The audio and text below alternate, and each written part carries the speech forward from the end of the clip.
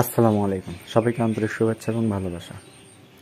ঠিক এখানে ডাল পুরিগুলো প্রসেস করা হচ্ছে। এটা হচ্ছে সারাদিনের যে বাঁচে সেই খাবারটি সকালবেলা পাখিদের দেওয়া হয়। শুধু তাই না, যদি নাও বাঁচে মানে বিক্রি হওয়ার প্রসেস যদি থাকে সেই ক্ষেত্রেও আর কি পাখিদের জন্য রেখে দেওয়া হয়। যাই হোক, আপনারা সবাই দোয়া করবেন, বিশেষ করে হোসেন ভাইকে আরও বেশি দোয়া করবেন তার জন্য। আসসালামু আলাইকুম।